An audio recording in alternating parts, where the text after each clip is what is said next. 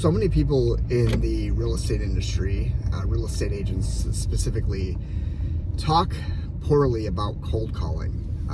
They say that when you get started in real estate, that the lowest hanging fruit are your sphere of influence, which just means people that already know, like, and trust you, as well as for calling purposes, they say call expireds and call FSBOs, or for sell by owners. And I will tell you that is one approach, but I think that agents are missing out on something very important.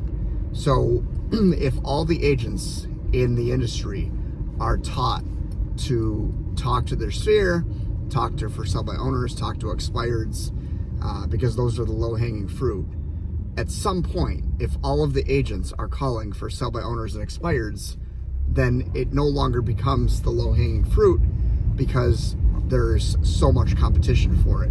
Now, I understand that people say to call for sell by owners and expireds because those are people who are legitimately raising their hand saying they want or need to make a move, selling or buying. But when everybody is calling them and you're the 45th real estate agent that's called them, they many times will not listen to you. And as soon as you introduce yourself, as soon as they get a whiff that you are an agent, they're going to assume you're trying to get the listing, which you probably are, let's be honest, and they're going to end the call probably prematurely. With cold calling, yes, you're talking to many people who aren't really thinking about making a move necessarily, but like most other agents aren't calling them. So you're having like a captive audience to your cold call. And so that's why I like cold calling. The other thing is that, like, sure, if you don't make enough cold calls, like to property owners, like circle prospecting, then yeah, like it's not going to work. You do have to talk to a certain number of people, a high volume of people, to make it actually work and get results. But the results that you get from those often are pretty high converting because, again, nobody else is contacting them. And sometimes they really respect the hustle. They'll say, oh man, I'm really glad that you called. That's really impressive that you just call out of the blue. Like, some people will be annoyed by it, but there's a percentage that will really respect it. And that's why they'll use you, because they'll say, hey, if this person's willing to make a cold call to me to get my business, of course, I'm sure they're going to bust their rear end to get my home sold. And so there's that. But also, the thing is, with cold calling, with circle prospecting, what you have to realize is that you're planting seeds. And the seeds don't sprout immediately. So that's also why people think it doesn't work, because it is a longer game, 9 times out of 10. Meaning the majority of the business you're going to get from your cold calling campaign, circle prospecting, is going to be people who are going to do business between 1 and 3 years from when you actually make the call. And that can sound a little scary because you're like, man, if I go all in on circle prospecting, then how am I going to get business like now? How am I going to get now business? And that's another myth.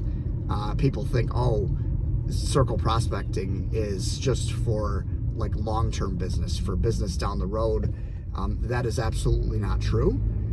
If you are regularly dialed in, literally and figuratively, I wasn't using a pun, literally and figuratively, to making your cold calls, circle prospecting, like you're regularly doing it, 5 days a week for 3 hours at a time, you are going inevitably to run into people who actually are now business.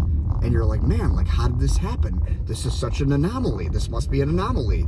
These people are actually looking to make a move, and I caught them just at the right time. It is not an anomaly. It does happen on occasion. You just have to talk to enough people for that to be likely to happen. And if you do it over a sustained period of time, that will happen. But you can't expect it. You just have to go. You have to commit to the long game and then realize, hey, if I'm fully dialed in, that means no days off. When I say no days off, I mean 5 days a week. You should be lead generating 3 hours a day minimum, cold calling. You should be using a dialer. so that you can talk to the most amount of people in the shortest amount of time, and you will get business. That is absolutely positively true. So if you're a real estate agent and you're like, man, people say don't cold call because it's obnoxious and people hang up on you, and people don't want to hear from you because they're not thinking about buying or selling, and you can't get business that way because you should do open houses and you should call expireds on FSBOs. You should probably, you might want to do all those things. If you don't want to do all those things, this is another approach that absolutely works. The other secret that people don't tell you in real estate is everything works. Like, everything works if you commit to it and do it. And I've not done everything. Like, I just can tell you that you hear stories from being in the real estate industry for the last several years. I hear stories from people who say they got business this way or that way or whatever.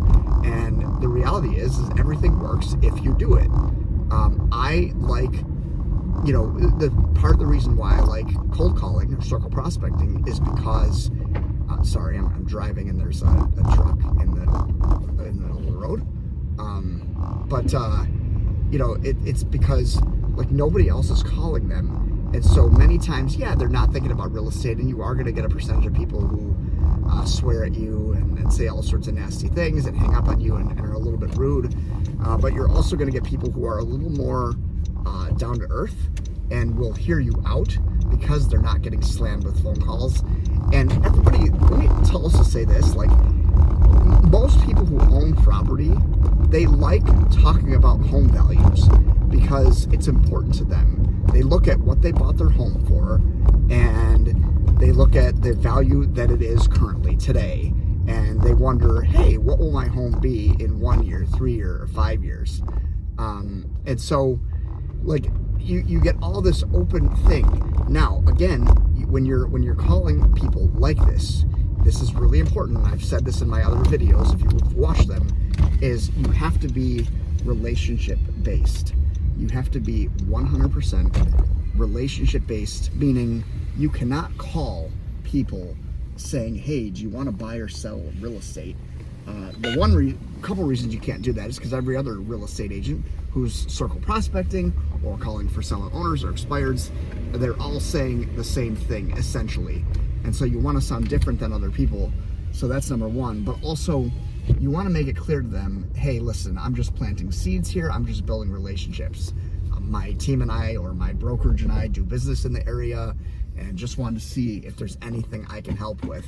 I'm telling you right now, that's a magic question. When you say, is there anything I can help with? I mean, some people will say, well, what do you mean? And they'll want to know, okay, you're trying to ask me if I want to buy or sell real estate. But there's others who are like, no, I really appreciate the offer. I don't have anything that you can help me with right now, but thanks for the call. And then you can just kind of take it from there and say, hey, I understand you don't have any real estate needs. I just called you out of the blue. But if anything ever comes up, feel free to give me a call. I'd be happy to be a resource for you. And again, we do business in the area. Is it okay to stay in touch? And then you get their email. Then once they say yes, it's okay to stay in touch, then you get their email. And that's important. You always want to get permission to stay in touch before asking for their email. So that's what I do. And it really, like, I like doing it because I'm going to talk to a bunch of people today who are, some of them are going to be very short. I'm going to say, hey, this is Brad Micon, real estate agent from XYZ company, and they're going to hang up immediately. But again, I know my numbers with cold calling. I know how many people I need to talk to approximately to get certain results. So if I know that I have to talk to 50 people today to get a certain result, and I'm just making that number up, then the quicker somebody hangs up on me, the quicker I can get out of that next call. I got to talk to 50 people. That's a lot of people.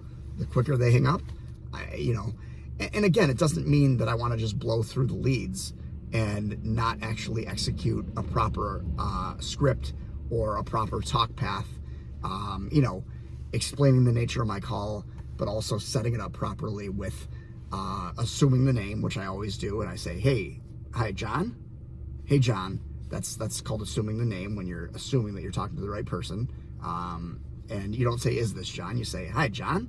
And they'll tell you if it's John or not. And then I just say, hey, this is Bob Smith, real estate agent from XYZ company. How are you? And that's just my straight cold call opener that is not flashy or gimmicky. It's just clear. And it's also, you say it slowly. I say it slowly so they can hear it. Most times when you cold call people, they're not listening to you. They're focused on other things. They're focused on their kids or their work or whatever. So when you say, introduce yourself quickly and you speak 100 miles an hour, they A, are not listening to you in the first place, but B, you're speaking too quickly so they can't hear you. And so that you want them to be able to hear you. And that's how I do it. And then I just go step by step. Hey, I don't want to take up a lot of your time, but we just sold a house around the corner from you. Is there anything in the world I can do for you? No? Okay, gotcha. Is there an agent you would work with if you did ever have a need? Or would your options be open? Our options would be open. Okay, cool. Well, I would certainly love to be a resource for you, even if I'm not your first choice. If a need ever arises, is it okay to stay in touch? Yes? Okay, boom. What's a good email for you? Get their email and follow up with them passively via email and an occasional phone call. But that's, circle prospecting is where it's at if you are committed. Now, if you're going to have like multiple lead generation levers and you're not necessarily going to be committed to calling, I would say at least talking to at least 20 people minimum per day, 5 days a week, circle prospecting, I would say don't do it. And I would say you should call for sell-by owners and expireds. But if you are literally trying to find the way that works for you to build your real estate sales business, then circle prospecting is absolutely a viable option. And you have to have an abundance mindset. You have to go realize you're on a scavenger hunt to find people who are already looking for help. You're not trying to convince them to sell their home or buy a home. And you're not trying to convince them to work with you and not somebody else. You are literally just trying to find people that resonate with your message and go from there. And even people who aren't looking to make a move, you don't want to throw them away. You are trying to connect and build a relationship efficiently too. You don't want to stay on the phone with them forever. But the point is, you're building relationships on these cold calls. And if you're committed to building the relationships, the transactions will follow. See you on the next one.